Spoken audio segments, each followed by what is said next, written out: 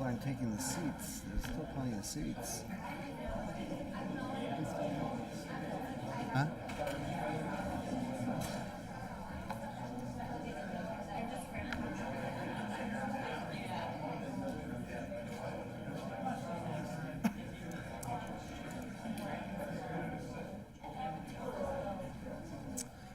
All right, good evening, everybody. The time is 6:30 p.m. The date is Wednesday, August 13th, and I am calling this meeting of the Macomb Township Board of Trustees to order, and we will now say the pledge.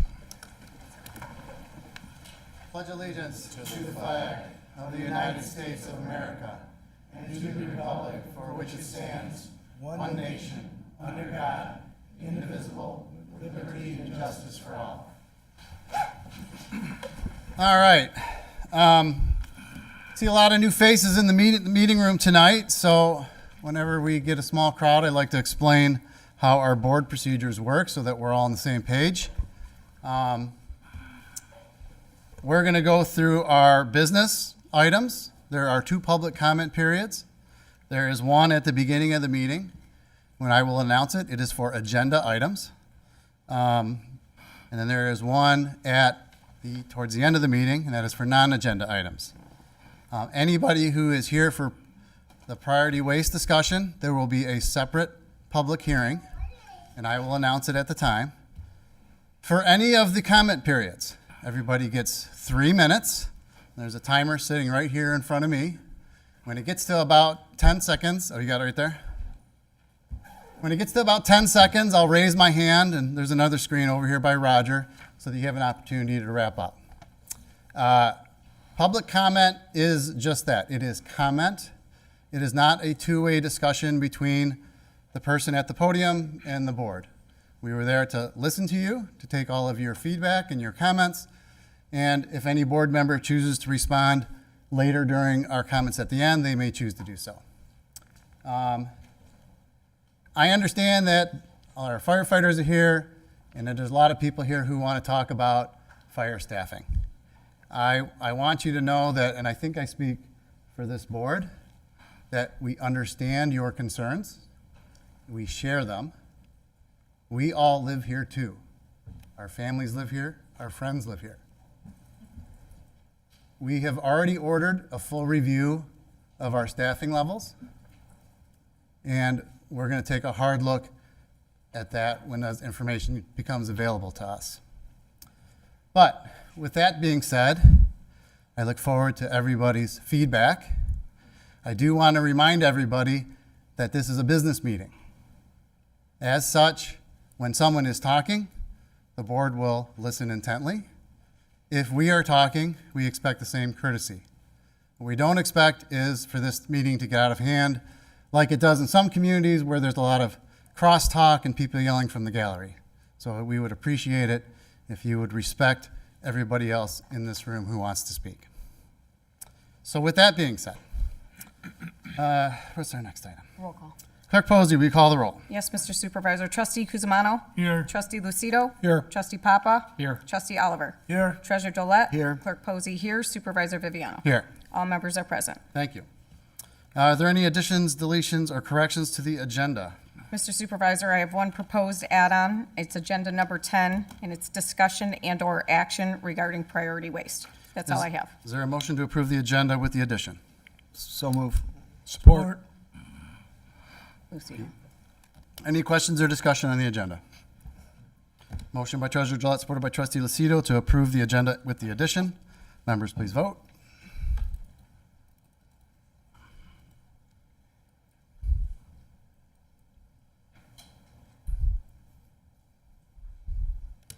Motion passes unanimously. Moving on to approval of the bills. Is there a motion to approve? So move. Support.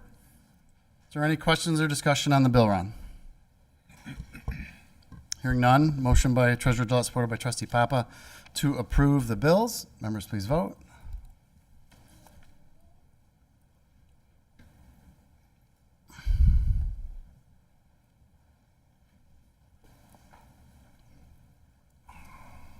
Motion passes unanimously.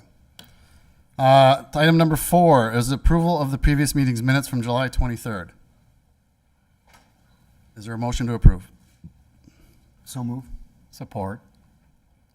Any questions or discussion on the previous meeting's minutes? Hearing none. Motion by Treasurer Gillette, supported by Trustee Papa. To approve the previous meeting's minutes, members please vote. Motion passes unanimously. All right, this will take us to our first public comment period. Now, this is for agenda items only.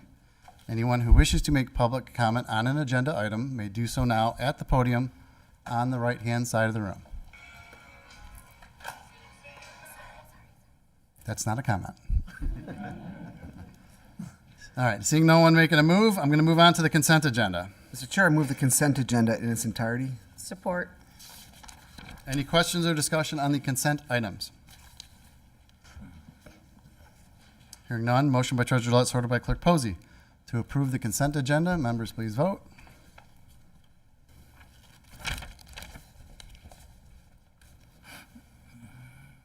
Motion passes unanimously. All right, this is going to take us to item 8. This is our public hearing. So, I'm going to open the public hearing in a moment. Again, as I just said a little bit ago, if you do have anything to say about priority waste service, this will be your opportunity. You may come to the microphone, state your name and address for the record, and you will have a 3-minute time limit to speak. So, at this time, I am opening the public hearing, and the time is 6:36 p.m.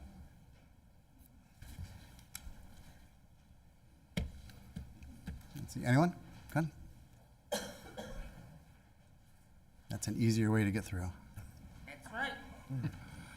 I'm Marlene Keene. I live on 23 Mile Road, 24140 23 Mile Road, and I am sick of the garbage company. They don't come get your garbage. I got rats out there by the garbage can. What should I do? You want me to dump it in the next door lot? I can do that. It's no problem. But I clean my garbage can all the time. So if it's dirty, they're coming out and they're gonna clean it. And I pay my bill every year. So what is the problem here? You guys gotta do something. It's getting out of hand.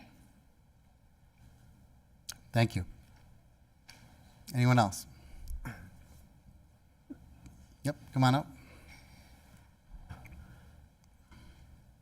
Name and address for the record, please. Okay, my first name is Bogdan, that's B-O-G-D-A-N. Last name is Balan, B-A-L-A-N. I live at 48652 Vintage Lane at the Chelsea Park subdivision. I wish to state some things that I have taken notes on. And on Wednesday, the 16th of July, it was a day late, the garbage pickup. On Wednesday, July 23rd, it was a day late. On July 30th, there was no pickup at all. And just the recent one was pickup as scheduled. That would be last week. This week, they finally picked it up about 6 o'clock. Okay, I disagree with council about priority pickup improving in late July. This was in the Chronicle. In fact, as I stated, and not better, was reported in the Macomb Chronicle I received on August 6th. I suggest if our service does not improve to our Wednesday date of pickup, that it is as it is supposed to be, that priority in fact has broken the contract with us and should be replaced before we get a rodent infection in the neighborhood. Prior to this, the worst pickup service of the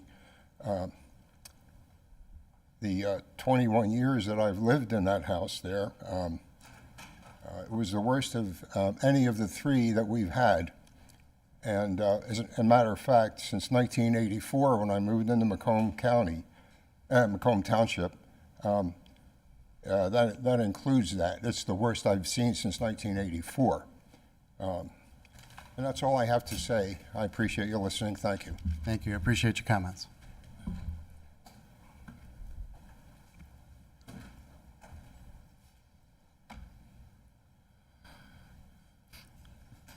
Good evening. My name is Michael Koltuniak. I live at 49301 Morning Glory Drive in Macomb Township.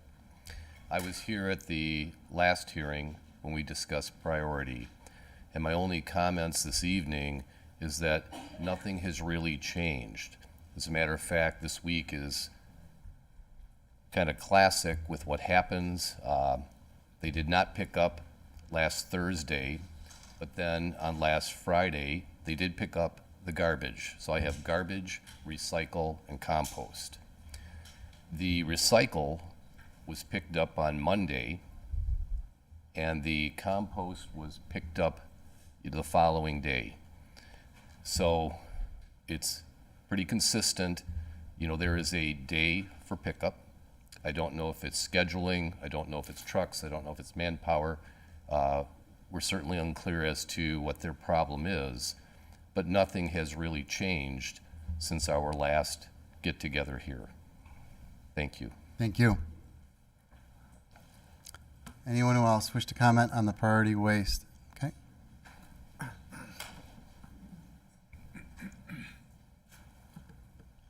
My name is John Pomper. I live at 55880 North Avenue, just south of 26 Mile. Last few weeks, Priority has been doing a little better, but it's still a terrible service. There's times where they don't pick up anything, the garbage or the recycling, for 2 to 3 days. Their billing and trying to get a hold of them is atrocious. You have to leave a message. They say they'll call back within 3 days. Sometimes they do, sometimes they don't. You have to call and leave another message, or they call at an odd hour, and they'll leave a message, and then you have to go through the whole 3-day thing again. The billing, to date, since Priority has taken over, I have never received a paper bill, but they're really good about sending a Gmail with a late notice and an interest charge, which wipes out the senior discount of the whopping $3. I mean, you know, it's crazy. You know, I wish something could be done there. When I finally did get a hold of them about the billing, they said, well, we've got your address correct. You'll have to check with the township to see why you're not getting your bill. That's all I've got to say. Thank you.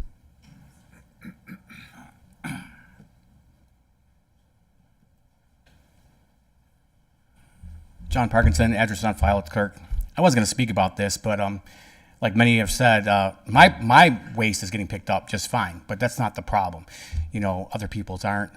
There's a lot of inconsistencies in pickups, though. You know, like 1 week it'll be in the evening, 1 week it'll be early morning. Regardless, we're supposed to have it out at a certain time. I would like to see this board do what other townships and neighboring cities are doing, is penalize Priority per resident calling and complaining about their non-pickup, obviously with proof. But surely it's something you guys have discussed or should discuss and can do. So we'd like to see that happen and make a change for the better. Thank you. Thank you. Anyone else wish to speak on the priority waste hearing?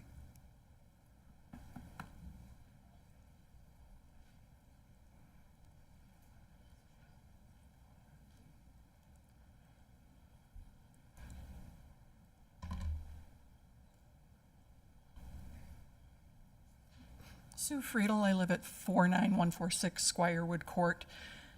I don't use the priority waste through the community because I live in a condo, but I don't know if it would help you or not. We use priority waste. We have since canceled our contract with them, and we're going with another service. Since we've told them we're canceling our contract, the service has gotten a little better, but as of January 1, we're using another provider, and that provider takes the garbage from the rest of our community. They've never been late. We're using car trucking, and they've been wonderful. So I don't know if just threatening to cancel them may help the situation, or actually canceling them and going with a different provider may help you out. I don't know. Maybe worth checking into. Okay, thank you. Anyone else? Susan Schmidt-Manson, 54093 Myreka. About a month ago, our trash was picked up at 11:30 p.m. Most of us were sleeping, our windows were open, and we could hear the trucks on the other street. That is beyond ridiculous. That's all I have to say. Thank you. Anyone else?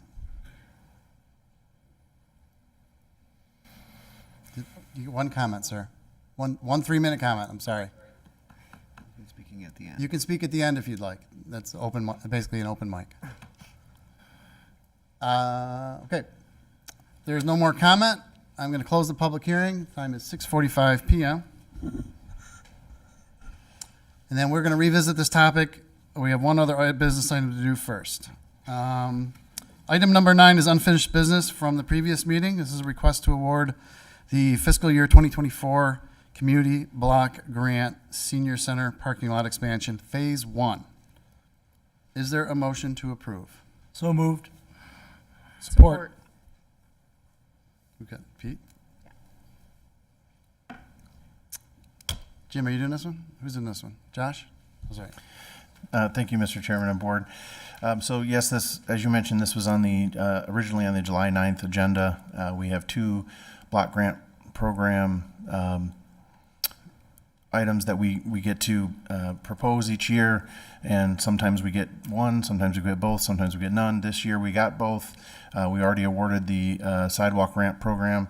This is for an expansion of the senior center parking lot. The reason it was postponed was there were 2 bids. The low bidder was had an issue with their SAM number, which ultimately they were unable to get. So at this time, we're asking that we move forward with the next bidder, which is Peak Asphalt, to be awarded the contract. It should be noted that the township costs of $20,484. That was our commitment from the very beginning. Both bids were under the expected amount.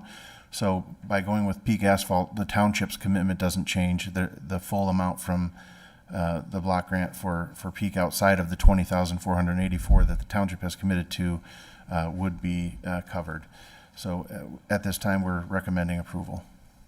Thank you, Mr. Box. And just so everyone's aware, a SAM number is a federal ID number that is required in order to qualify to receive community block grant funding.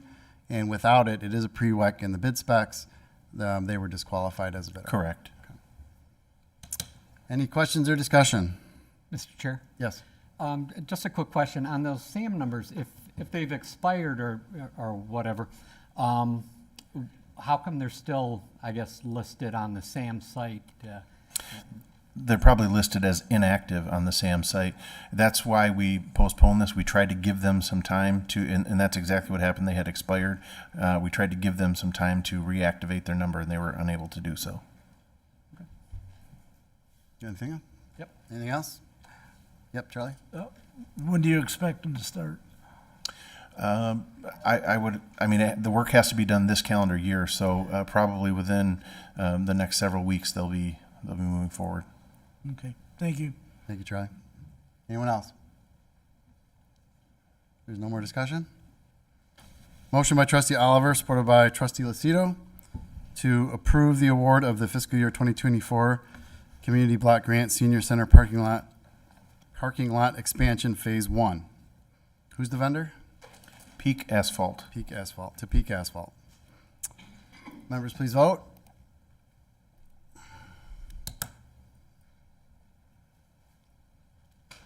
Motion passes unanimously.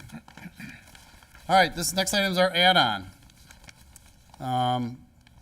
This is discussion and/or action regarding the priority waste contract. At this time, I'm going to ask Mr. Stamper, Mr. Hoyampa to come up to the podium.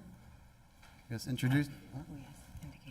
Yeah, if you could introduce yourself so everyone's aware. Sure, I'm Todd Stamper. I'm the CEO of Priority Waste. Good evening, Supervisor and Trustees. And Mr. Vinay is here too, I see.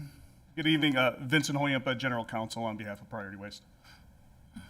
And I guess before the board has any discussion, we'll leave the floor to you. Anything you want to say?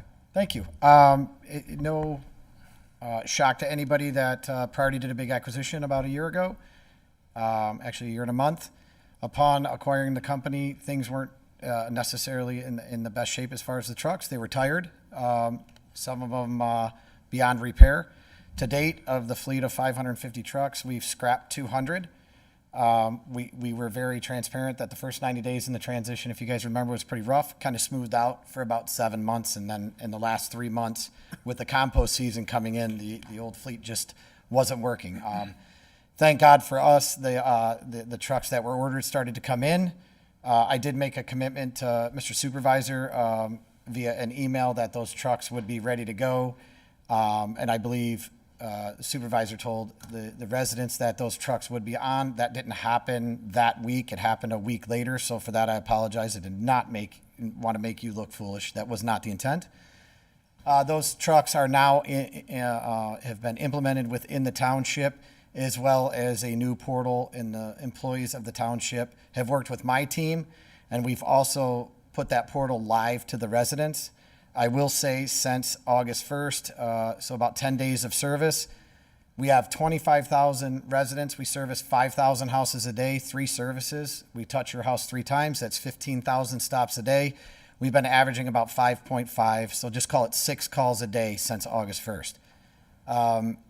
As far as timing in the community, prior to, trucks would be breaking down, would be towing them out. It would mess up the routes. You'll see much more leveling of the waters now.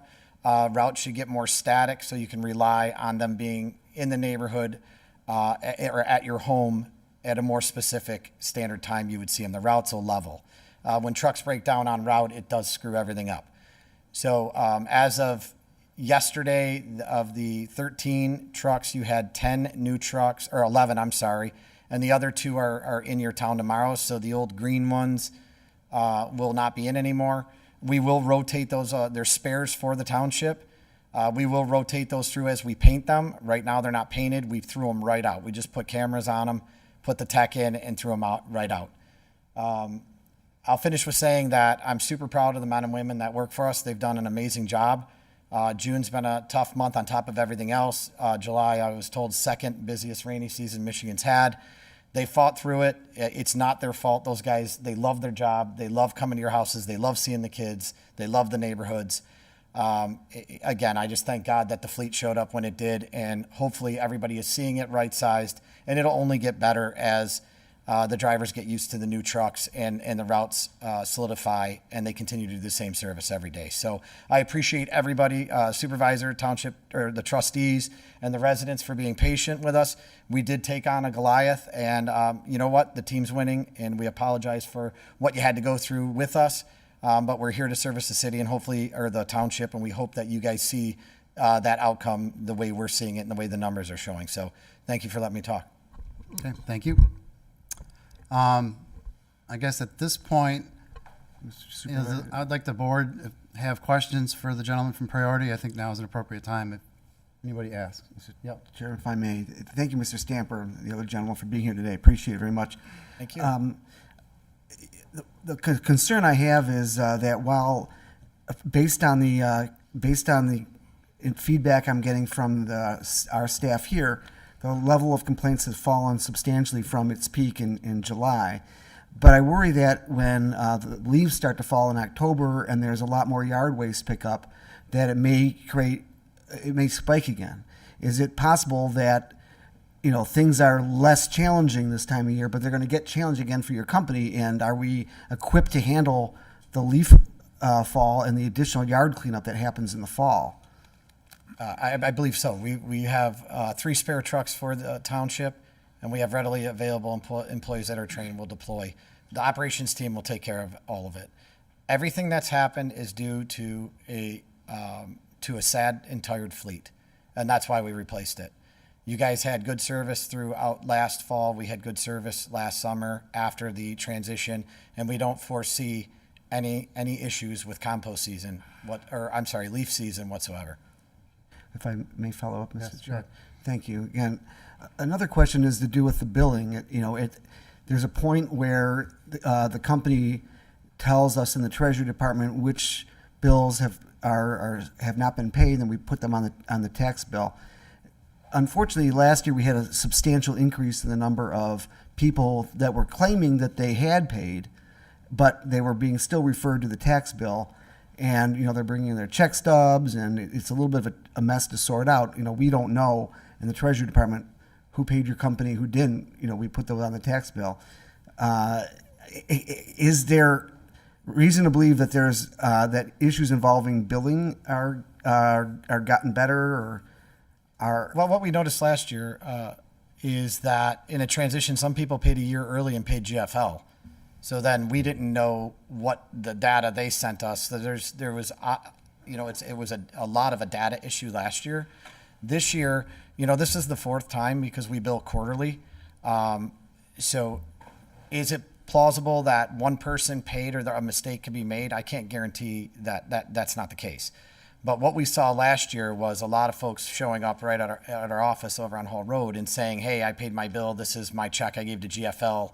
We would call and verify, and then we'd take care of it. I don't know how many on the tax roll were that case, but I do know that in any size transition, there is going to be hiccups. The fact is we'll honor anything that happens. If somebody can prove they paid and there is any mistake on our behalf, we absolutely would credit that back. In the billing itself, we're sending out 25,000 bills. Everyone gets them at the same time. Let's say 10% of the people have a problem with it, and they call all at once. So the phone systems are getting smarter. We're working with groups to try and navigate through having 14 or 15 communities of your size that all do the single billing. For us, we want to make sure, and there's three things that we really want to work with your team on and your team within the building is how can we do better billing, and then how can we automate recycling a little bit better. And then the third thing would be that the township has grown, not in pockets have grown bigger. So like our Wednesday service is huge and Thursday is a little lighter. So as we continue to build in areas and it's scarce in other areas, we might be able to reroute a little bit that helps make the 5 days more leveled than having 2 days that you need 3 more trucks or 2 more trucks in the community due to your guys' strong growth. It does happen. I don't want to use the word redistricting right now, but it's the best word I can come up with. So not redistricting in the way the news is talking about it, but just kind of leveling it out. That north of Hall Road, 21 area, like there's so much massive growth there and there's so many units there that there's 3 ways we definitely can work together to make things more efficient across the board with billing, with 60% of recycling being fully cart size and some people still using the smaller cart, and then density throughout the 5 days. We're not going to fix it tonight, but we are consistently working on getting better for the township. Thank you. Thank you. Mr. Chair. Anyone else? Good. This is about a topic that's probably pretty popular tonight, but staffing levels. Can you speak to your staffing levels? Are you hiring more people? Do you anticipate some growth? We're pretty static right now in the state. So as far as our staffing issues, we have people in the bullpen all the time. So we don't have necessarily a staffing issue. Right now, as the new trucks come in, it's just getting people familiar with the new trucks. They're different than the old trucks. These trucks are more modern. They have more bells and whistles on them. So we don't have a staffing issue. We have a pretty decent bullpen. Okay. So, I think we're okay there, sir. Okay. Anyone else? Pete? I'm hopeful that things can get better. I really want to work with you guys. All we want is good service. Sure. So put yourself in our shoes. 6 months from now, if I'm having this same meeting and I have people here complaining, telling me it hasn't gotten better, what would you do? Would you just allow it and keep kicking the can down the road saying, well, we're working on the trucks again? And when you did your due diligence, didn't you see that these trucks were not serviceable at the time? I mean, it sounds to me like we're getting a lot of excuses. I got to be honest with you. I'm still hopeful that you guys can get better, but we've been hearing the same complaints now for almost a full year, and something needs to be done. So whether that's even getting more trucks on the road, whatever, we can't keep kicking the can down the road and giving these residents the same excuse year after year after year. We just can't do it. So with all due respect, I've said the same thing for the last 12 months. I said that I ordered the trucks. I think it would be excuses if I came up with something new, but I've consistently through the news when we bought GFL have said the same thing for the last 12 months. I don't believe I'm giving any excuses, sir. I think I'm getting facts. We might not like them. The residents might not like that, what the fact is. But the fact is what I bought's what I bought. Of course, we did due diligence. I'm not going to get into that tonight publicly. We're at where we're at today. There's a new fleet in your community, and we're going to continue moving the ball forward. Okay. Thank you. I got a question. Go ahead, Charlie. Can you address this resident that made the comment that your trucks are there at 11:30 p.m.? I wasn't in the room when that resident made the comment, sir. There's a resident, we're not going to talk, you're talking to the board. Okay, sorry. But there's a resident that said your trucks were there at 11:30 p.m. Now, can you address that? When was it? What day it was? I can't address I've it. heard, the reason why I'm bringing this up, because that's the latest I've heard. But I've heard a lot of 10:30s. I've heard a lot of 9:30s. I've heard a lot of 10 o'clocks. Mm-hmm. So you as the top man there. Sure. Do you have a protocol to your drivers that regardless if the job's not done, we're stopping at this time because we're not going to wake residents up? They're What is mandated. your protocol for that? Yeah, they're mandated to 14 hours of work itself and 11 hours of drive time.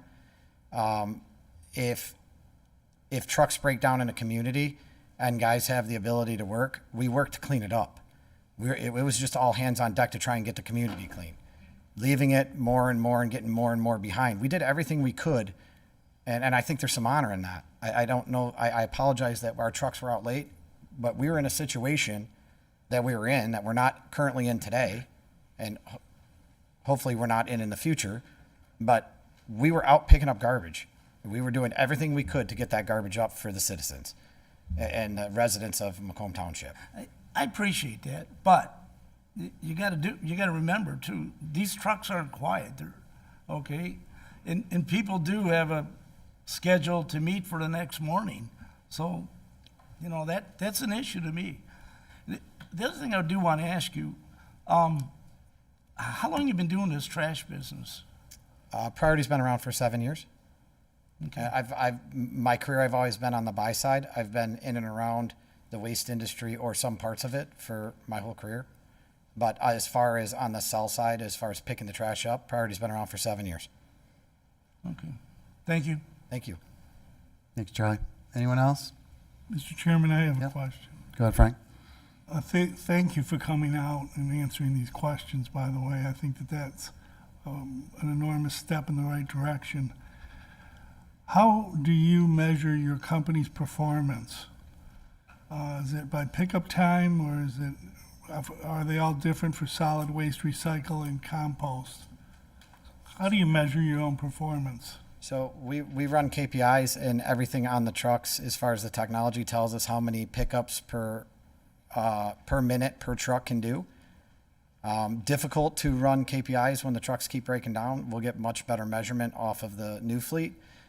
Every route is broken down per service line, and everything's audited to the minute and sometimes to the second. So I can expand on that if the question's narrowed down a little bit. Well, hopefully I answered it. Using those measurement factors, what is the minimum performance, in your opinion, that Priority should be providing?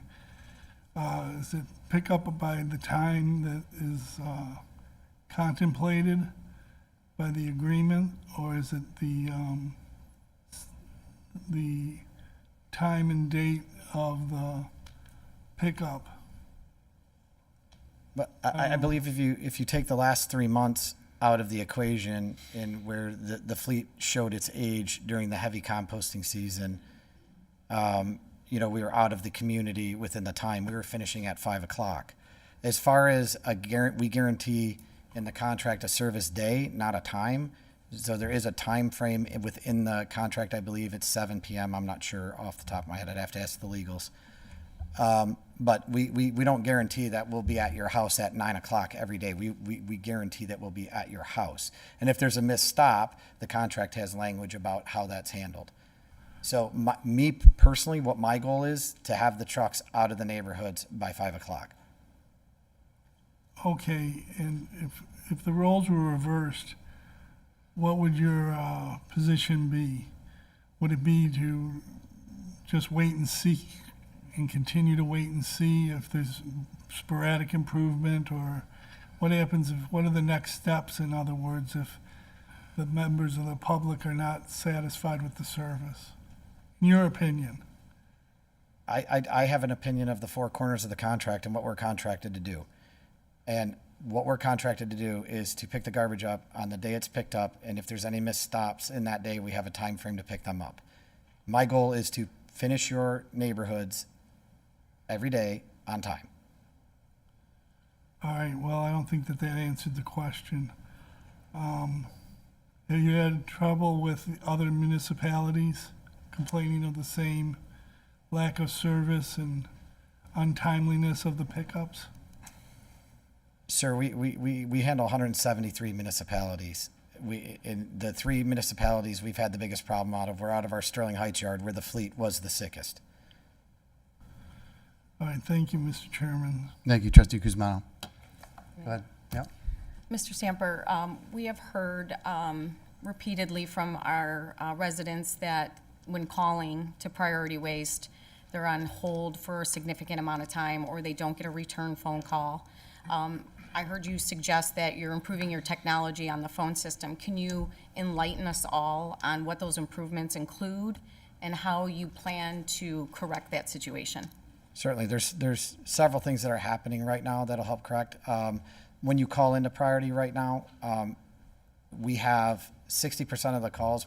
I mean, there's data on this, and I don't want to be accusatory to anybody. We have fault in this. I understand that. I own what I have fault in. But like anybody, and me included, when I call another company, you just hit any button you want. So that creates a big problem. So working with AWS, I think it's effective Monday. That part will be taken out. So billing's totally segregated, and to get to a service rep, those calls go directly to the LDCs downstairs now, to the individual person who's responsible for your community instead of a group. Because what we noticed, if 7 people, at first it was thought that if 7 people were taking those calls, that they would get answered better, but human nature is somebody would think somebody else would get it. So now that call's being mandated and followed directly to the person that handles your community. And that's 2 of the switches. Another switch, we have 5 communities right now that are single bill, that are switching over to their water bill and their tax rolls, which will drop hundreds of thousands of people that call just for billing, because it'll be on their tax roll. There won't be an invoice anymore. So that'll help calm a lot of that quarterly rush where we just get enamored with phone calls. So between those 3 items, you should see the phone systems start to satisfy we should see the phone system start to satisfy the customer a lot better.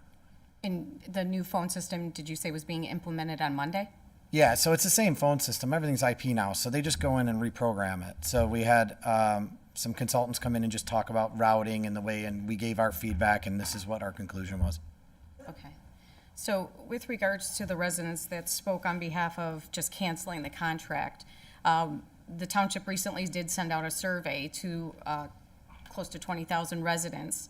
And one of the questions was, are you dissatisfied with your service? And we did get a significant number on that. But we also asked, are you willing to pay more for your service? Because we're in a contract, and if we just simply cancel the contract, we have to go out to bid. If we go out to bid for other companies, you can rest assured we're going to have an increase in service. And the answer from the residents was they want the service to be better, but they don't want to pay more to a different company. So we're taking all of those things into consideration.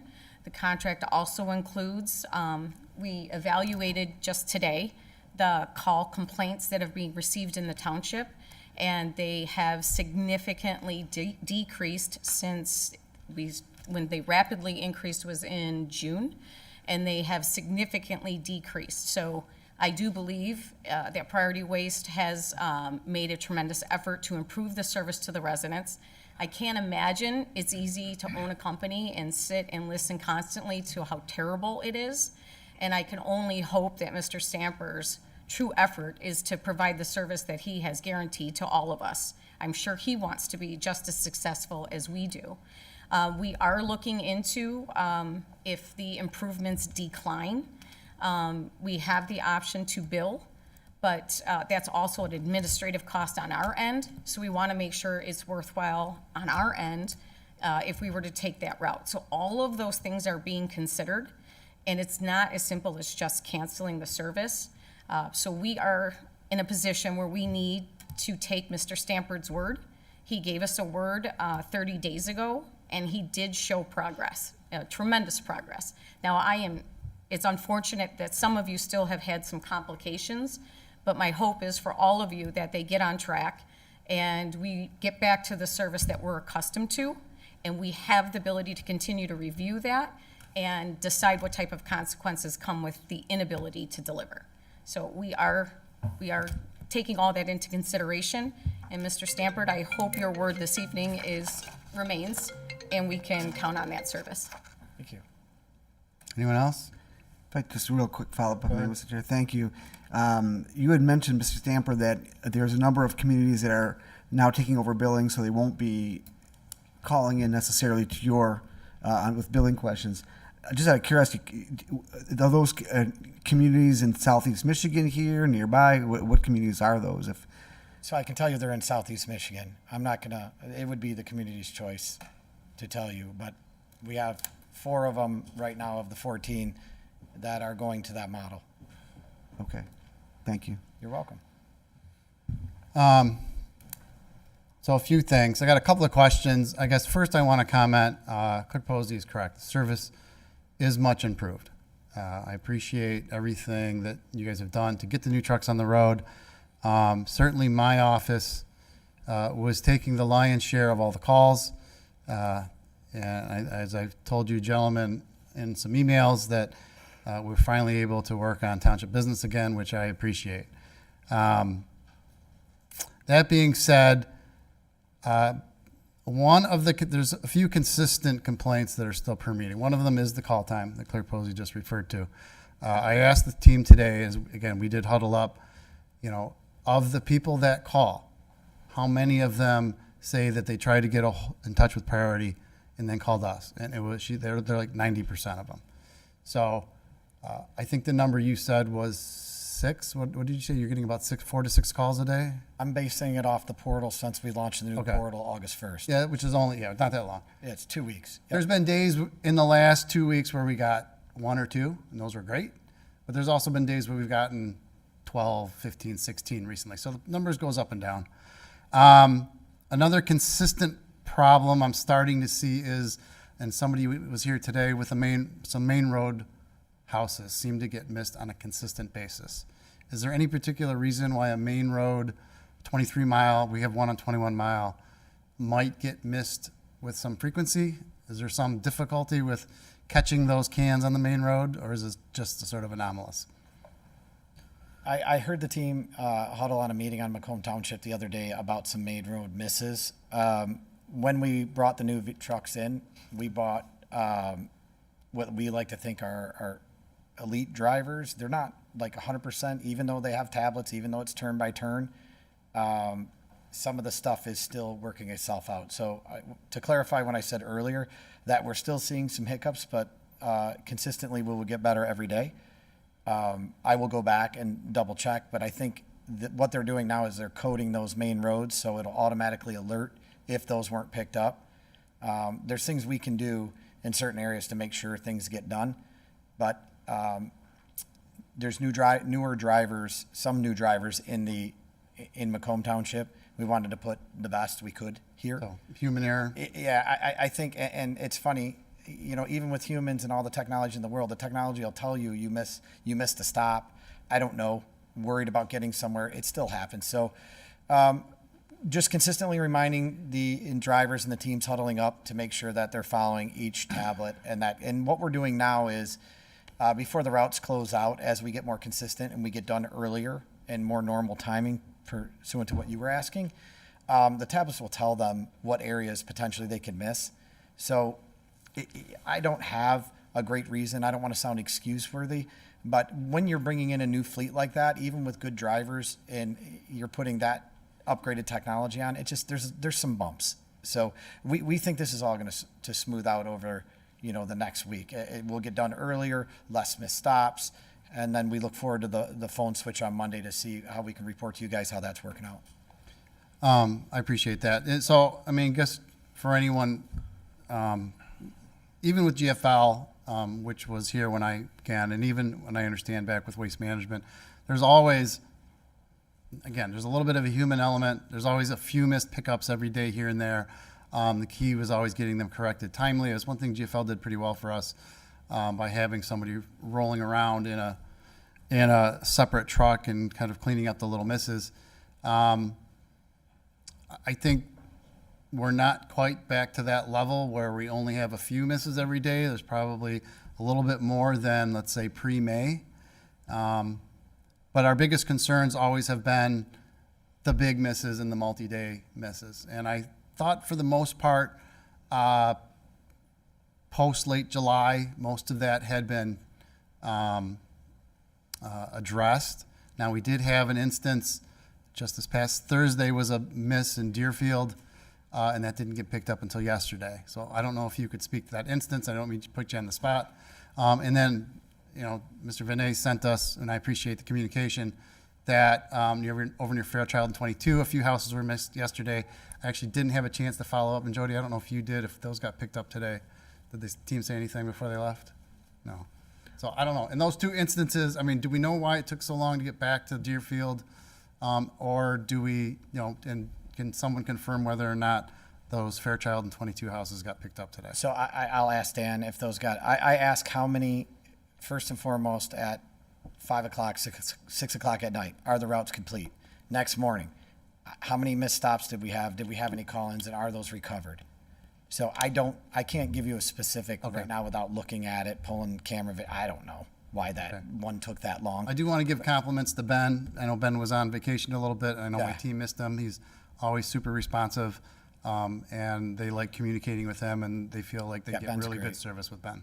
Yeah, Ben's great. Dan, can you comment on if the stops? Oh, he doesn't need the exact time. It was like 9:30. All of those stops were complete. Okay. Yep. So 9:30 Thank you. this morning. Appreciate that. Yep. I meant to check before, and I got stuck with other stuff. Yes. Chair, you mentioned that the call volume, complaint volume has declined since it will be the peak sometime in July. Yes. Can you give us an indication of what that decline represents? Was it half as many calls have been coming in, a quarter as many calls, 70%? So the team discussed today, the calls we were getting at the peak were largely these large, you know, my whole street was missed, 20 of my neighbors were missed. We were getting upwards of 40 calls a day for a stretch. Now we are down to, again, on very light days, we're at the 2, 3, 4, and on the heavy days, we're in the low double digits, you know, 12, 13, 14. So call-wise, it's a dramatic decrease. Household-wise, it's an even more dramatic decrease. Thank you. Mr. Chair, if I may Yes. say one thing. Also, to inform the residents that we have a complaint form on our website, and also Priority Waste does. When you enter a complaint into that form, it goes into a portal that the supervisor staff monitors. And once the complaint is entered, the contract allows for Priority Waste to have until the next day at noon to pick up your trash. So although they may have come on your scheduled day at 10 a.m. Consistently, and now they're coming at 8 p.m. or later in the day, they're not in violation of the contract. They have till noon the next day. As we monitor that, and if we see, it shows us if it's been completed or picked up, and as we monitor it and it's past that noon the next day deadline, the supervisor staff is in contact directly with Priority Waste, and we're trying to effectively get them to your household to get your trash. So we are working collectively. We are doing our best to monitor it and specifically use our resources to contact Priority when you have filed a complaint and it has not been completed per the contract. So we are collectively trying to make your service better. I just wanted to make you aware of that. Yes, Pete. Just one more comment. I just personally wanted to say thank you for coming out. You very easily could have just sent a representative to answer these questions, but I do think it makes me hopeful that the CEO of the company came out to address these issues today. So I did want to say thank you very much for coming out today. Absolutely. I wouldn't miss it. Thank you. With that, now the board has a decision to make. We did send a notice of default to Priority 30 days ago. According to our contract, per our interpretation, while we are able to calculate liquidated damages, as one of the residents alluded to, those wouldn't start calculating until after the 30-day period. They had 30 days to cure the notice of default, and now we have to decide, I guess collectively, how we would like to proceed.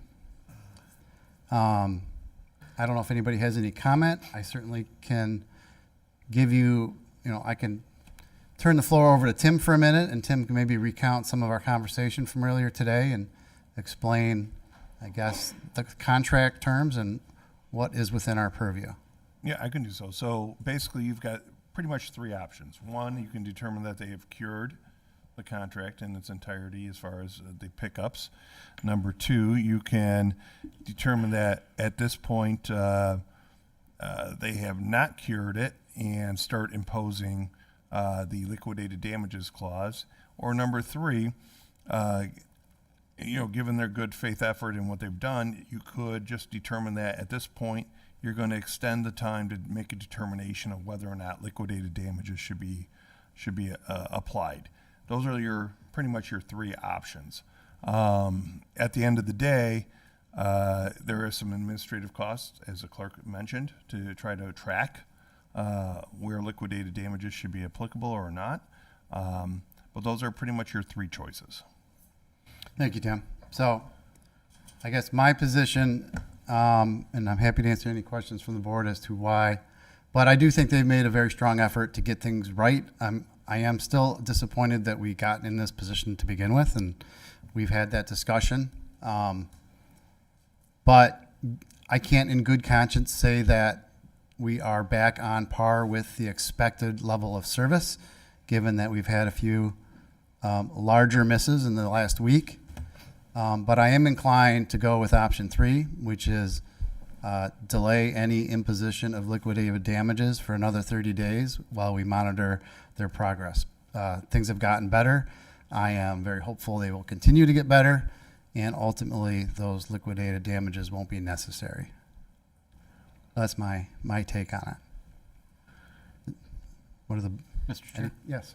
To Mr. Drolette's concerns about leaves and stuff in October, would perhaps a 60-day delay be something more reasonable, I guess? I think we can do that. I think it's just a matter of, at some point, one of us will have to make a motion and I get a second. But I don't know that, I don't know. It's a legitimate point. I don't think we want to extend this indefinitely, but we want to get some closure on this issue. Mr. Chair, I'll make a motion to delay the liquidated damages for 30 days and to review at that time. I'll support that. Okay. I had a question on that if we could. Yes, you can.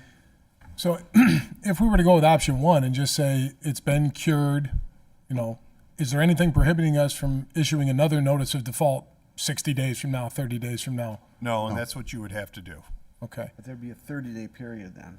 Sorry to talk. Our contract, we must issue a default notice and allow for 30 days before calculating any liquidated damages. So realistically, we would start over again. Yeah, but option 1 and option 3 are kind of the same. We're just seeing when the delay would be. 30-day delay. Well, we're extending it 30 days right now. But you would add 30 days to it. So if we issued it again, then it'd be additional 30 on You're top. assuming that we issue the notice of default again tomorrow. Yeah. We're not reissuing it. We're just delaying whether or not we're going to impose liquidated damages. That's our discretion. The contract says we got to give them 30 days to cure. If we want to give them the grace to continue their improvement, which is, I believe, what the motion makers made, then we have that discretion. Okay, but if we're not satisfied yet, there's really no reason for option 1. It's really 2 or 3, and correct. I get it. All right, I'm good with option 3 then. Okay, thank you. Anyone else? Just a point of interest. When this all started, when we gave them the 30 days the last meeting, they were working on old trucks and old equipment. So according to them now, there's supposed to be new trucks. So I hope 30 days will, I'm taking a leap of faith here, so don't prove me wrong. Thank you. Thank you. Mr. Chairman, I got a Yes, Trustee question. Kuzmano? If we were to declare them in default and that there's been no meaningful cure of the breach, what amount of money today would be owed? We would start calculating from today. Supervisor's correct. We don't calculate from the date of default notice. We calculate from the date of 30 days expiring. And- So tomorrow would be the first day we would start calculating. Okay. The problem that I have is that I asked the question of the CEO himself, how he measures performance. I didn't get an answer to that. So my question is, how do we measure the default for failure to perform? So per the contract, misses have to be picked up by noon the next day. And we will, if we were to start calculating liquidated damages, my team would start tracking every single call and then confirming which ones were picked up by noon the next day. And that's how we'd calculate it. Mr. Supervisor, if Yes. I may inject, if my understanding today was misses are trash service only. Any of the three. That's correct. By the Which is noon correct. the following day. Trash service For only trash or any only. of the three? Well, no, it's based upon the site of generation. So if they miss compost, trash, and recycling at the same site for one day, it's not compounded. It's only $35 per the site of generation. But it could be just recycling. That's also, Correct. that counts. That's correct. That's what I wanted to know. And one more question Yes. through the chair to legal counsel. You represent other municipalities. Is it fair to say that this is what municipalities are doing, or is this unique? It depends on the level of service they're receiving, quite frankly. And Clinton Township, who I do represent, but actually my partner handles, they've got different clauses versus what we have here. So it just depends on the contractual language. Okay.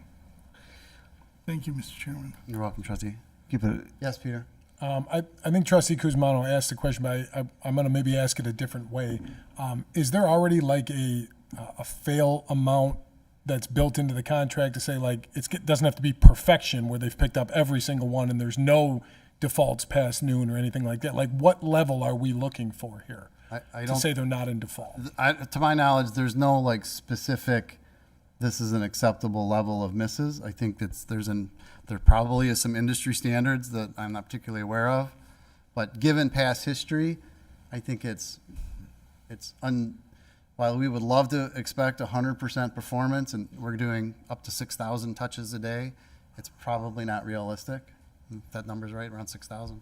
3 services. Yeah. So 3 different trucks, so like 18,000. Yeah, so a lot of touches, I'm just human trying to set error. a standard of what we think we should be getting versus what we're going to get. So let me go back to the notice of default. The notice of default was really issued because of the consistent large swaths of misses. It was never really the one-offs, as we call them. While frustrating for some of the folks here that have spoke on them, and we will always work with you to get those fixed, that wasn't really why we issued the notice. And I think that was part of our discussion 30 days ago. It's really like the consistent failure every single day of multiple. If they were missing 30 households that were one-offs every day, I would consider that a much larger issue than 5, 6, 7, something like that. But I think there's got to be some reasonableness involved in how we measure that because there's nothing specific. Okay. Were they accurate, Tim? So I I'm gonna call him the would, young I man would over think there. that the past practice of what we had before the transition would be the guiding light for us, right? So if we're getting 6, 7, 8 complaints a day in past practice, and now we're getting 15, 20, whatever the case may be, I think that's kind of the measuring stick somewhat, and that's what we should be trying to subscribe to, and that's what they should be subscribing to. Okay, thank you. Anyone else? Mr. Chair, thank you. You know, if that standard is applied, my understanding is that in the days before the transition from GFL, complaints to your department were an average of 3 or 4 a day. Would that be accurate? That is the feedback my team has given me, yes. Okay. And then at the peak, when we issued the notice of default, we were some in the neighborhood of 30 to 50 a day, in that range. It was a lot. It was more than we can keep up with. And based on the conversation with some of your staff today, we're down to the 7 to 15 per day. Yes. So we've seen, just based on raw numbers, and we don't want to see anybody miss, but there's a 75% improvement since the notice of default was issued. Correct. Which is not 100% elimination of the default. It's a 75%, but it does indicate significant progress. And I'd be inclined to support the motion that I'd like to see that progress completed. And I think another 30 days is reasonable, an expectation that we get to the level of service that the community expects. And that it's, given the improvement we have seen, an additional 30 days is not unreasonable, that we say, all right, you've got 30 more days. Let's see if we can get back to the level that, that our residents expect. Okay. So there's a motion and a second on the floor. Does anybody else have any more discussion on that item? Before I call for a vote? Roger, are we queued up in the system or are we voice voting? So there's a motion by Clerk Posey, supported by Trustee Oliver, to delay imposition of liquidated damages for another 30 days, at which time we will return to the board meeting for a review. Members, please vote.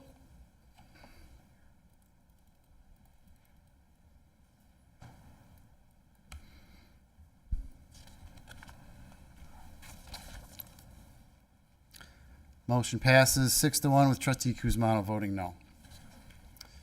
Thank you, gentlemen. We appreciate your time. Thank you. Thank you, guys. Look forward to working with you.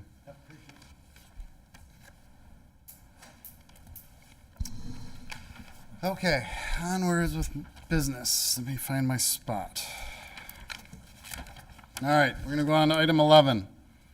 This is a request to authorize the Township Supervisor to sign warranty deed for the dedication of the ultimate right-of-way for Macomb Township-owned property along Broughton Road, parcel 0809200020. Is there a motion to approve? So move. Trustee Kuzma supports. Mr. Van Tifflin. Yes, Mr. Chairman, board members. As we continue the design work for Broughton Road, we've reached a point where we can start acquiring the right-of-way that's necessary for us to build the road, hopefully next year. One of the properties that we need to acquire right-of-way from, and this is to accommodate a roundabout at the end of the existing Broughton Road, adjacent to the old Township Hall property. We need to dedicate a bit of a triangular shaped piece, about 1,300 square feet roughly, to the county to accommodate the road as well as the other improvements that are necessary. We've worked with our consultant, OHM, township attorney, to draft the proper documents. That is what is in your packet, and we are recommending approval. Be happy to answer any questions. Any questions or discussion? Hearing none, motion by Treasurer Gillette, supported by Trustee Kuzmano, to authorize the Township Supervisor to sign the warranty deed for the dedication of the ultimate road right-of-way for Macomb Township-owned property along Broughton Road for parcel ID 0809200020. Members, please vote. Motion passes unanimously. Next item is a request to extend the easement acquisition services contract with Land Matters, Inc. Is there a motion to approve? So moved. Support. Mr. Van Tifflin. Yes, members of the board. Back in 2022, the township entered into a contract with Land Matters for easement acquisition. They acquire all the easements that are necessary to build sidewalks, water and sewer projects, and so on. Over the last 3 years, they've acquired about 40 to 50 easements, some successfully, others that we've had to go to court on, but they've been the ones that have been making contact with the resident. The original service contract allowed a 2-year extension if both parties were in agreement that we wanted to continue that relationship. We have been in contact with Land Matters. The engineering department has been satisfied with the work that they've done. They're interested in continuing working with us. The agreement, the amendment to the agreement that is in your packet includes the new fees that would cover the next 2 years. They have not had an increase in their hourly rates since the initial contract was signed. That's about a 5% increase over what we've been paying to this point. So we've worked with purchasing. The confirmation process is in the board packet, and we are recommending approval. Thank you, Mr. Van Tiffelen. Any questions or discussion? Hearing none, motion by trustee Guzmano, supported by trustee Papa to extend the easement acquisition services contract with Land Matters, Inc. Members, please vote.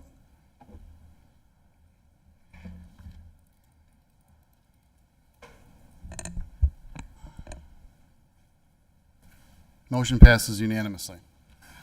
This will take us to, we got a few hiring requests here.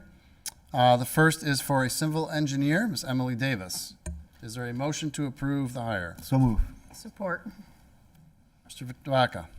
Thank you, Mr. Supervisor and board members. Human Resources recruited for the position of civil engineer within the engineering department. We received over 20 applications for the position. Myself, Jim Van Tiffelen, and Crystal Kozak interviewed several of the candidates, and we are recommending Emily Davis. Emily has already been helping the township with a lot of the civil engineering duties through one of our consulting firms. So during this time, she has already started to learn our engineering department's processes and procedures, and we believe she'll be a great asset to the engineering department. If approved, the effective date would be September 8th, 2025. Happy to answer any questions. Thank you, Mr. DeBaca. Any questions or discussion? Hearing none. Motion by Treasurer Gillette, supported by Clerk Posey, to approve the hiring of a civil engineer, Ms. Emily Davis. Members, please vote.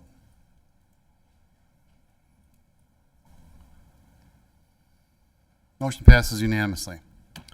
Next is a request to hire a Parks and Rec maintenance worker, Mr. Brendan Meringue. So moved. Support. Mr. DeBaca. Thank you again. HR recruited for the position of maintenance worker within the Parks and Rec Department. We received 15 applications for the position. Myself, Sal DeCaro, and Brian Wooters interviewed several of the candidates, and we are recommending Brendan Morand. Brendan has been a seasonal part-time employee within the department for over 4 years, working directly with the maintenance workers in the department in the parks. Brendan has been working with the public the entire time. He has been employed by the township. He has learned what the role entails, as well as the skills and experience for the position, and we believe Brendan will be a great asset to the team. If approved, the effective date is tomorrow, August 14th, 2025.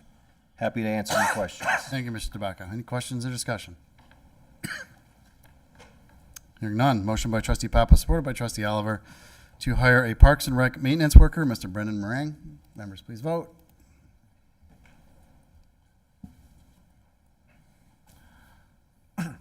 Motion passes unanimously.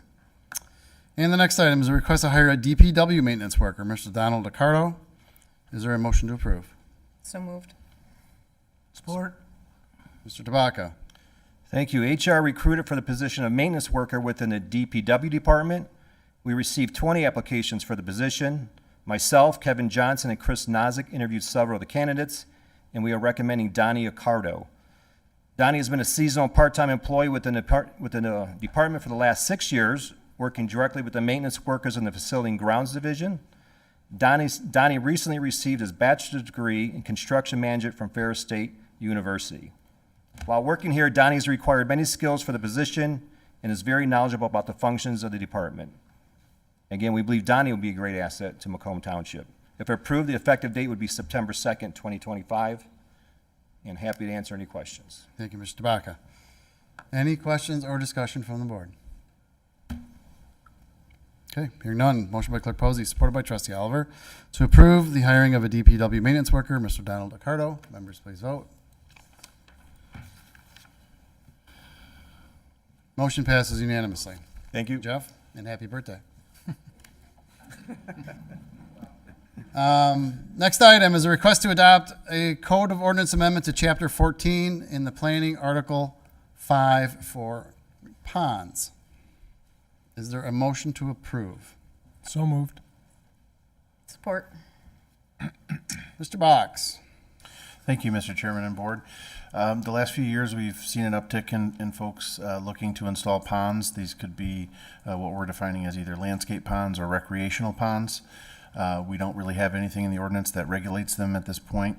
We do have some standards for detention basins that would be something similar, and so we use some of those as guidelines for crafting this ordinance.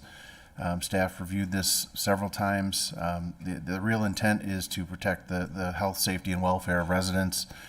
We don't want ponds with very steep slopes showing up in places where small children may wander into them, and so we've set some requirements for size, setback, slope, depth, other things.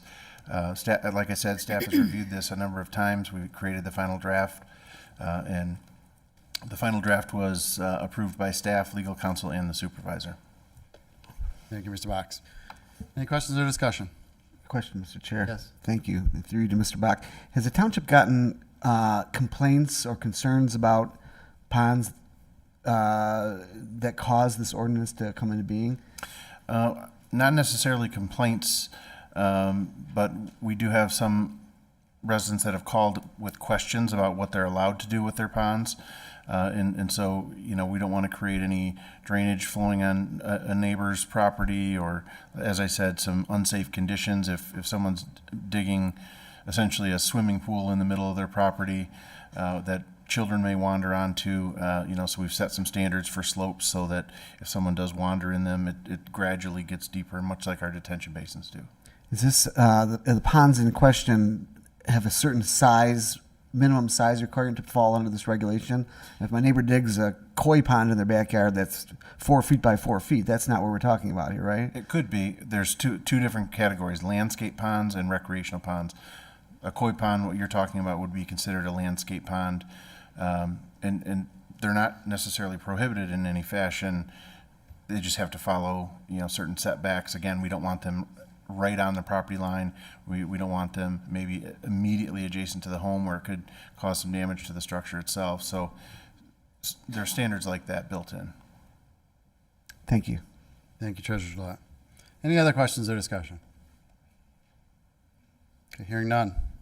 Motion by Trustee Lucido, supported by Clerk Posey, to adopt in the Code of Ordinance an amendment to Chapter 14, Planning, Article 5, Ponds. Members, please vote.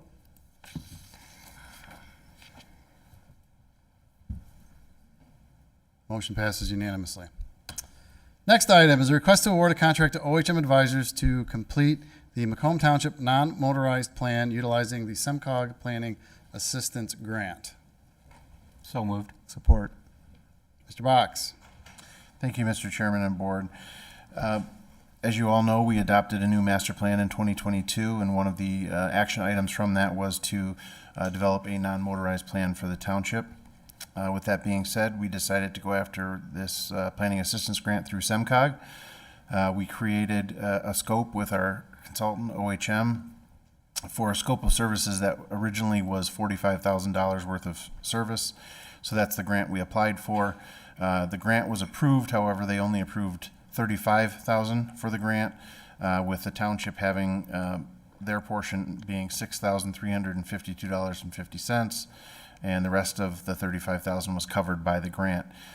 So we went back to the consultant and kind of pared down the scope a little bit, got it down to $40,000 worth of service. So what we're asking for this evening is to accept this grant and allow us to award the contract to OHM, and that would be in the amount of $40,000, of which the $28,647.50 would be covered by the grant. The remaining $11,352.50 would be covered by the township.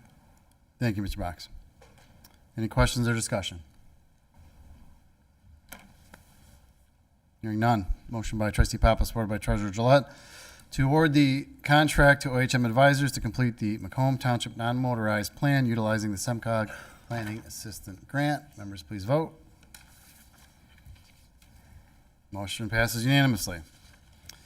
Our next item is a request to approve the allocation of a portion of the opioid settlement funds to Face Addiction Now in the amount of $100,000. So move. Support. Clerk Posey. Thank you, Mr. Supervisor. In 2021, nationwide settlements were reached to resolve all opioid litigation brought by state and local political subdivisions against the 3 largest pharmaceutical distributors and against manufacturers. The settlement funds are to be used to provide for the care and treatment of opioid addiction. This includes, but is not limited to, education regarding the misuse and abuse of opioid products, treatment or mitigating opioid use, and assisting those injured as a result of the opioid epidemic. I am proposing allocating $100,000 of the opioid settlement funds to Face Addiction Now. This proposed allocation is in strong alignment with Macomb Township's mission and core values, which emphasizes building a safe, healthy, and connected community. By investing in Face Addiction Now, the township will directly contribute to evidence-based prevention, recovery, and support services that strengthen family systems, promote mental health, and create more resilient outcomes for our residents. The organization's proven track record of community engagement, peer support, and educational outreach makes it an ideal partner in our ongoing efforts to address the lasting impacts of the opioid crisis. This funding will help expand access to vital programming in our schools and ensure the long-term sustainability of local recovery-focused initiatives. Together with FAN, we can build a more supportive, connective, and resilient community for our youth, families, and those impacted by addiction. I've also invited the Executive Director of Face Addiction Now, Judge Linda Davis, to provide some additional information on FAN and open to the board to ask any questions. Right, and I'm assuming that all of you have looked at the proposal, so I won't read it to you verbatim. But I helped start this organization over 17 years ago. I had a 17-year-old daughter that suffered from addiction after a knee surgery and was prescribed opioids. And I found a really broken system to try to find her help. I never could access treatment in the state of Michigan.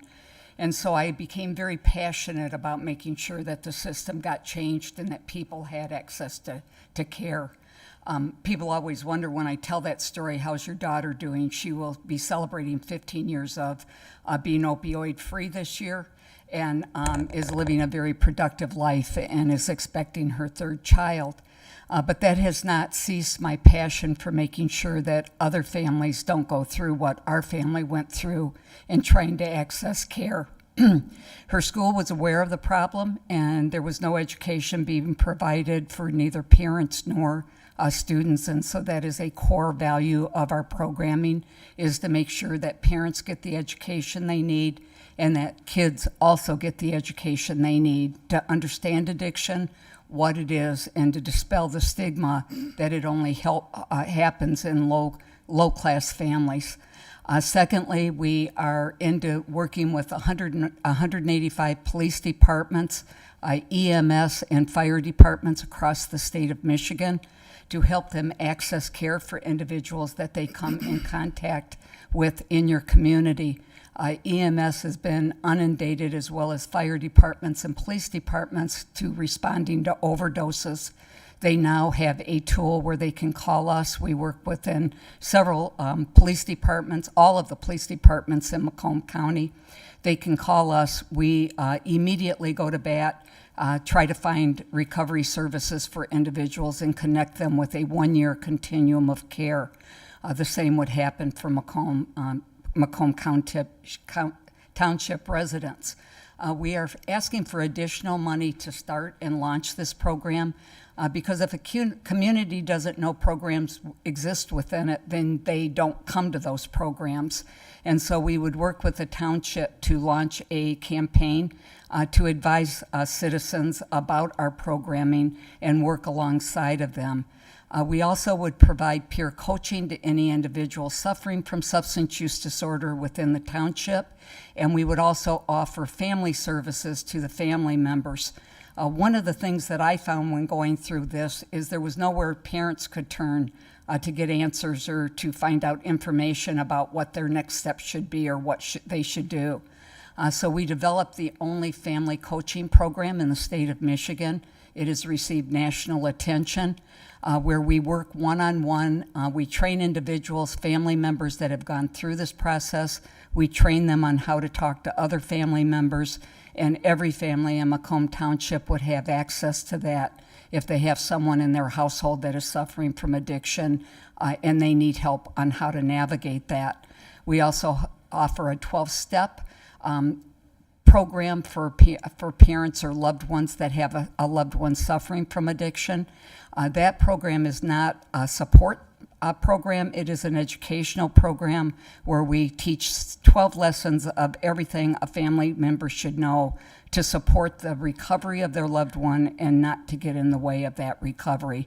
I always say that I would have given my right arm to have had this program existing when I was going through this, because I made so many mistakes. Loving someone with an addiction is very different than loving a healthy child or someone without an addiction. I hope we still love them, but it's a different process. And sometimes the way we love our children that don't have addiction is we help solve problems for them. We get them out of situations that they're in.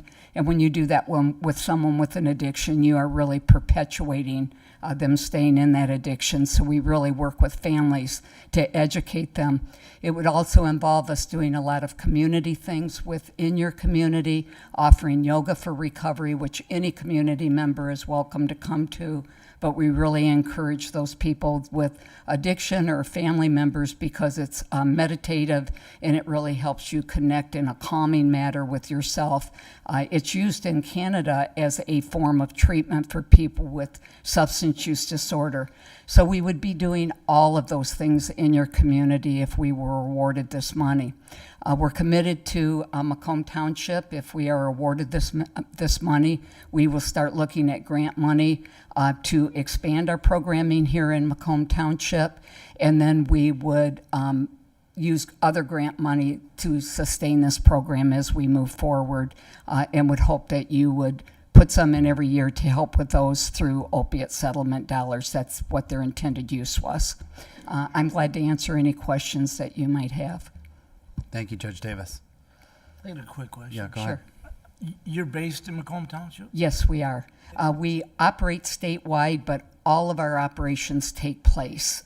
There is one central location. We really try to keep overhead down, serve all citizens of Michigan, but we do it in a one location area so that we're not paying for multiple office buildings and using the money for overhead. We'd rather put it toward individuals. So you have a meeting center? Is that We what- do. We have a Macomb County meeting. We also would have meetings here that we would hold. We have a lot of online meetings that we hold for all citizens of Macomb County, but we would be tailoring programming that was specific to Macomb Township to educate your citizens. Thank you. You're welcome. Anyone else? I just want to thank you for pursuing this mission for so long, and your organization is very well known, very well respected, and you have helped literally thousands of Macomb County residents, and I appreciate that. Thank you so much. I appreciate that. Anything else, Clerk Posey? Any discussion from the board? Okay, there is a motion. Where's my at here?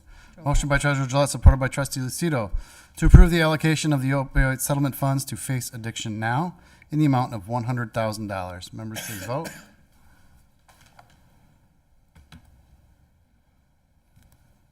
Motion passes unanimously. Thank you so much. Thank I you for appreciate Look forward to the- working with you. the opportunity. Thank you.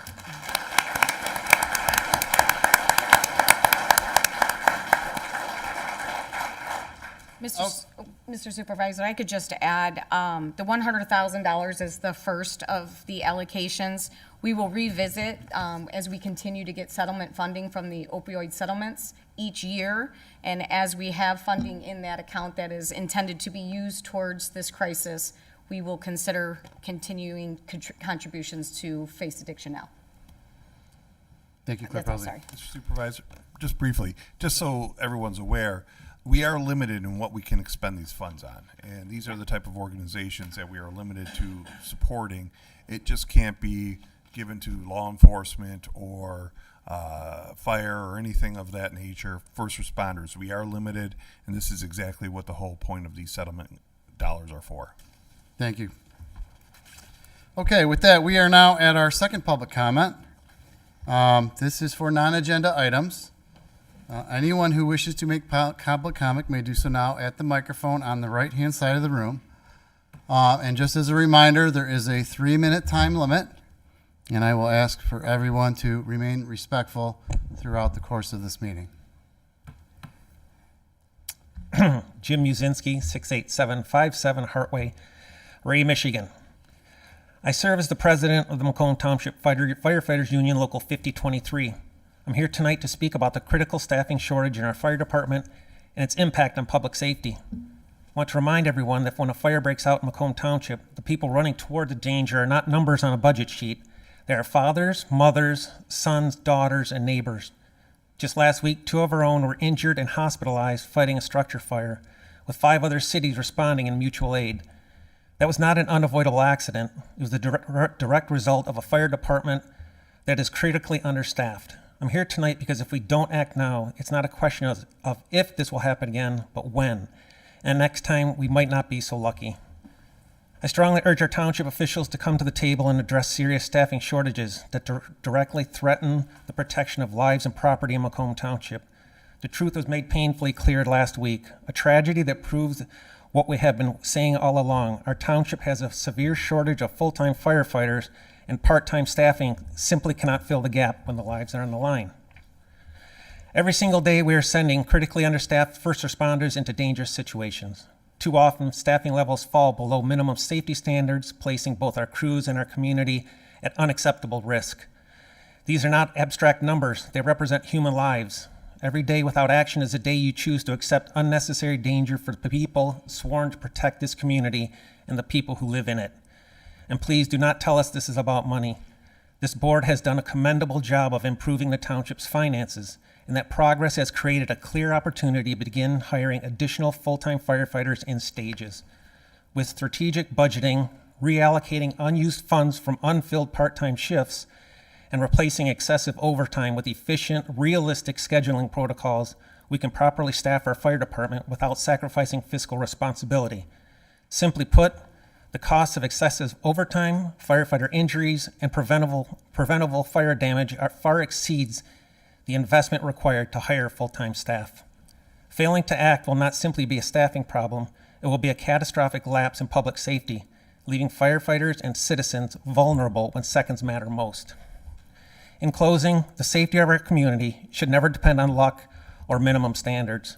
We've seen firsthand what happens when we are forced to respond with inadequate staffing. The risk is real, and it grows every day we delay action.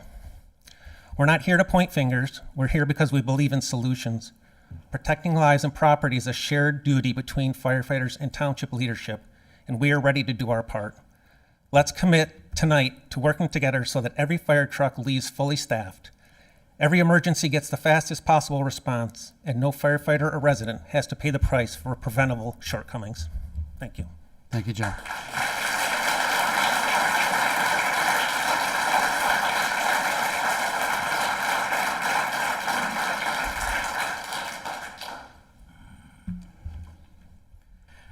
The NFPA has been around since 1896. Quite a considerable amount of time, wouldn't you agree? NFPA 1710, this standard specifically designed for career fire departments, recommends a minimum of 4 firefighters per engine. This recommendation is based on the research and aims to ensure safe and effective fireground operations. OSHA requirements. In addition to NFPA recommendations, OSHA regulations require a minimum of 4 properly trained and equipped firefighters on scene before interior and structure firefighting can occur. This is often referred to as the 2 in, 2 out rule, meaning 2 firefighters are inside the structure while 2 are on standby outside for safety. Rationale for 4-person fire crews. Studies have shown that 4-person crews are significantly more effective at performing essential firefighting tasks like rescue, ladder placement, ventilation, and water application compared to 2 or 3-person crews.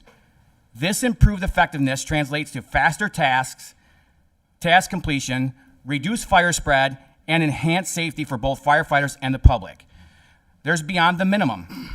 While 4 firefighters per engine is the recommended minimum NFPA 1710, it also acknowledges that situations with high tactical hazards, high rises, large commercial structures, areas with geographical restrictions may require even greater staffing, potentially recommending 5 to 6 personnel per engine. In summary, the NFPA, through Standard 1710 and other related guidelines, advocates for a minimum of 4, I'll say that again, a minimum of 4 firefighters on each engine company to ensure safe and efficient fireground operations and meet national safety standards. In Macomb Township, we use the NFPA for everything except manpower. Why is that? On Saturday, August 9th, 2025, residents and taxpayers of this township lost everything to a house fire. Also, the township almost lost a firefighter. What is life worth to you all? This was due to a lack of manpower in our township. To my knowledge, there are 4 slots open daily for part-time firefighters that do not get filled. Why can't the full-time firefighters fill those slots when there is no part-time firefighter covering those? You all have seen the headlines in the news, and I don't want to beat a dead horse, but this hit close to home for myself, my wife, and many other residents. Neighboring cities left their posts to help bail us out. What happens on the next fire? What if a child is lost? Will you then open the coffers? Let's not even talk about that hydrant right in front of the home that was inoperable. Who's taking that responsibility? Supervisor Viviano, of course this is just rumored, that you believe the NFPA is to be a bunch Your of time is up, Mr. in a Parkinson. room Your 3 minutes. working for IAFF unions. Mr. Parkinson, you know the rules. You've done this enough times. Yeah, you know what? Thank you. Thank you. See you.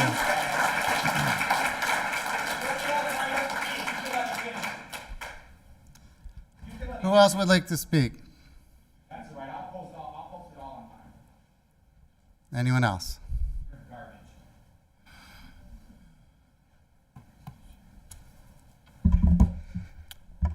Hello, my name is Ray Pooley. I'm a resident of Highland, Michigan, and I drove an hour and 15 minutes out here in support of our fire department. The reason I'm out here is because I'd like to speak to the people in charge of this. The last time that I was out at a town hall meeting of some sort like this, I purchased a shirt to stop the gravel pit.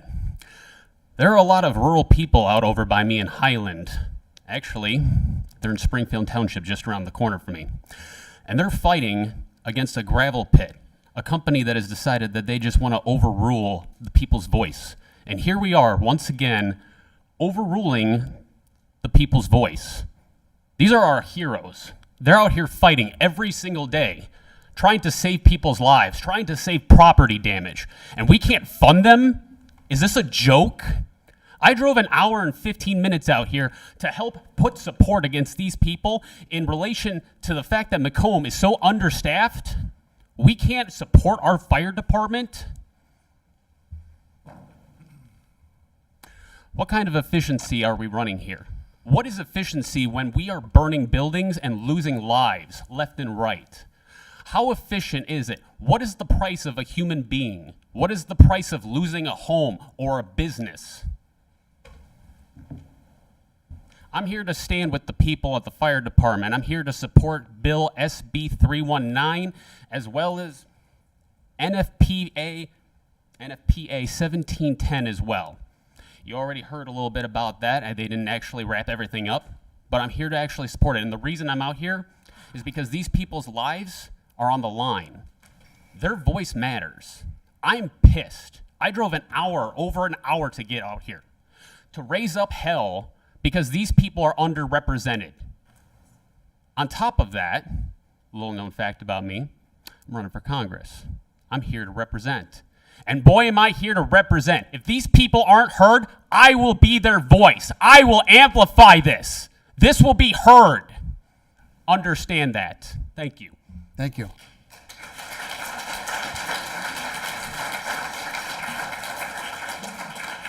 Anyone else?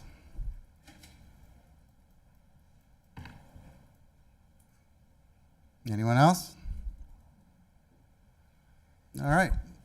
Yes, sir. You come on up to the mic.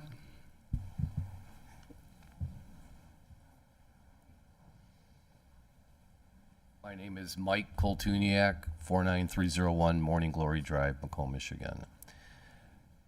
Earlier, we were speaking with Priority. Can I talk about that? Absolutely. Okay, thank you. They mentioned that they have KPIs. And this is only my second township meeting I've ever been to in my life. But I've heard us talk about funding that's available down to the penny. And if they have the key performance indicators that they say that they measure, at our last meeting, I believe that there was a percentage of pickups that they report to the board. Was that true, or is that something I misunderstood? They were doing that, I guess, as a courtesy for a long time. When we filed the notice of default, they ceased communicating to us in that way. Okay. But they did resume yesterday, I'm sorry, Monday. Okay. They did send us such a report. So we do have access to information through the portal that was referenced. And we can export that data and create our own reports, which is a little time consuming, but we do have the ability to create metrics. Okay. Well, they are the provider, so the onus is on them. So what I'd like to recommend to the board is that if they could take their key KPIs, since they're already collecting them, it shouldn't be a burden on us. But as a demonstration, they mentioned that in good faith they're doing all this improvements. I personally did not see it as recent as just last week. So if they could maybe provide that to the board, rather than us talk about how many phone calls we got in June or May and how it is today that we perceive that it's better, we have the data. They have the data. Can we ask them to provide that to us so that we can see the improvement? If they're improving, God bless them. But if they're not, we need some measurables. Okay. Thank you. Thank you. Anyone else? Okay. Oh. Are you speaking or are you leaving? Okay. Okay. Just checking. Okay, if no one else is going to make public comment, we're going to move on to board comments. Trustee Lucido. First of all, congratulations to the new hires that were hired today. Welcome aboard. I want to thank Priority Waste for coming in today. I said it before, but you know, for the CEO to come out does say a lot, so I'm hopeful there will be some improvements. To our firefighters, I want you all to understand. Now, I don't know, you know, maybe you don't all know me personally, but I'm a part-time trustee. I'm not here full-time. I sell insurance. I respect all of you. I could never do what you do. I have utilized your services in the past, and I want to thank you. I also want to say that I am committed to making sure that we are adequately staffed. So if that means in our negotiations coming up, and I want to go back maybe about a year, we switched to a different system. We went from paid on call to part-time. And, you know, hey, maybe if that isn't what is the solution for this township, maybe there's something I can learn about that. But I'm open to discussing with every one of you during the negotiations to make sure that the township is adequately staffed and that we have the, not just for our residents, but for you guys, because you are the ones that are protecting us on a daily basis. And I just want to say thank you to all of you. Thank you for coming out. We hear you and we appreciate you.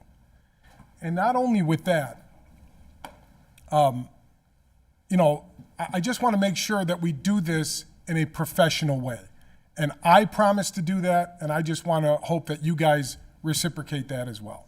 So again, thank you for what you do, and I am committed to working with you. Thank you. Thank you, Trustee Lucido. Trustee Papa. Yeah, thank you. First, real quick, congratulations to Emily, Brendan, and Donnie on those hires. Also, yeah, I'd like to thank all you folks who came out, whether it's for Priority or for the fire department. Thank you for coming out. For the fire department, just in general, I want to echo the same sentiments. We respect you tremendously. I had the honor this year of doing a ride along with you guys. Really enjoyed it.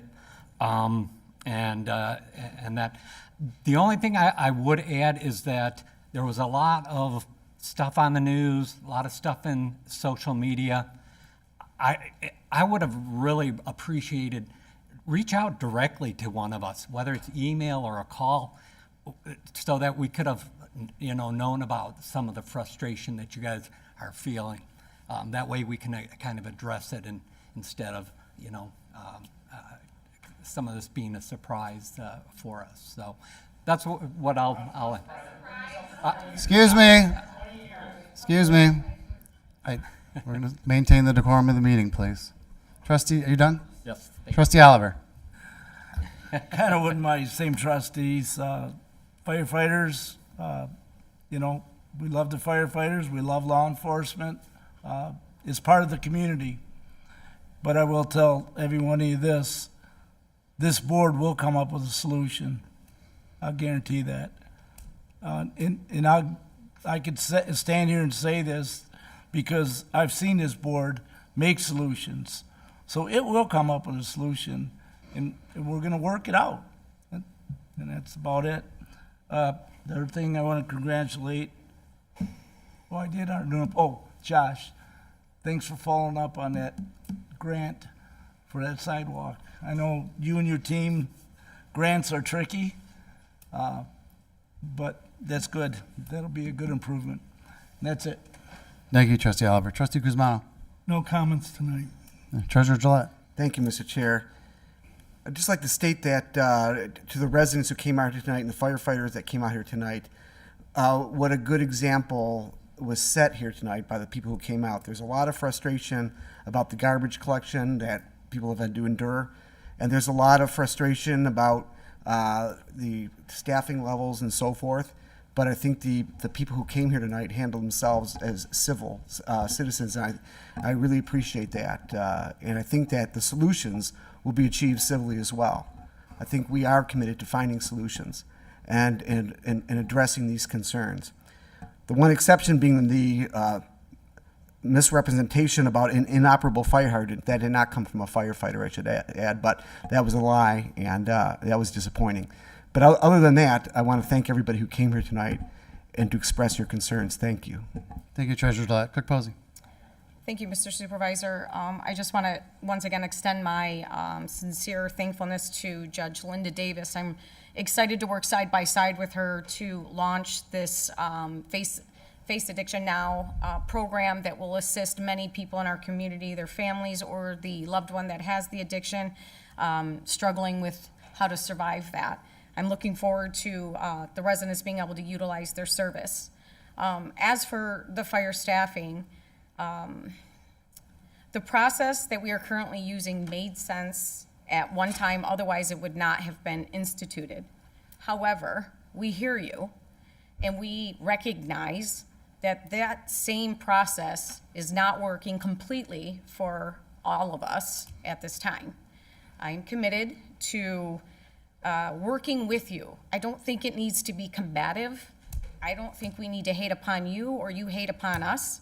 I think we can work together to figure out what that entitles, what that new process needs to look like.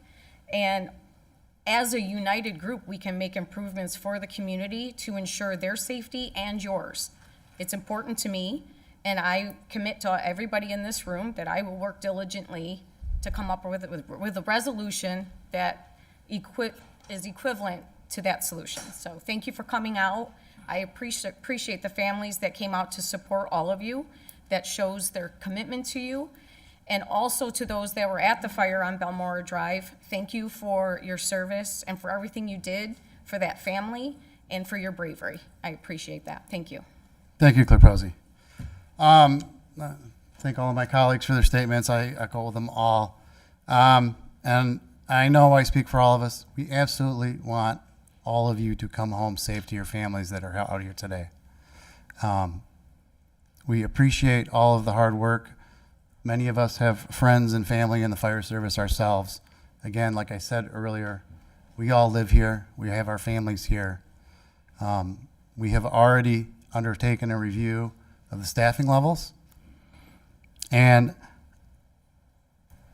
you know, this department has changed a lot in a relatively short period of time. I think some of you can remember a time when it was all paid on call. It wasn't that long ago. And then we started adding some full-time, and then we went to 24s, and then we jumped in staff. It's been a very relatively quick evolution, and it will continue to evolve. And in just this past year, we added 2 bedrooms to stations 3 and 4. And as you drive by 21 Mile Road, you all know that it's being renovated, and there will be 4 bedrooms there. There is an intention to use those bedrooms. We wouldn't build them if there were not. So we will continue to evaluate. We're going to get all of our data back, and I'm going to work with the board, and we're going to work with your representation, and we're going to figure some stuff out. So that's all I have to say. Thank you. Mr. Chair, I'd like to make a motion to adjourn. Support. Any questions or discussion on the motion? Motion by Treasurer Gillette, supported by Trustee Lucido to adjourn the meeting. Members, please vote.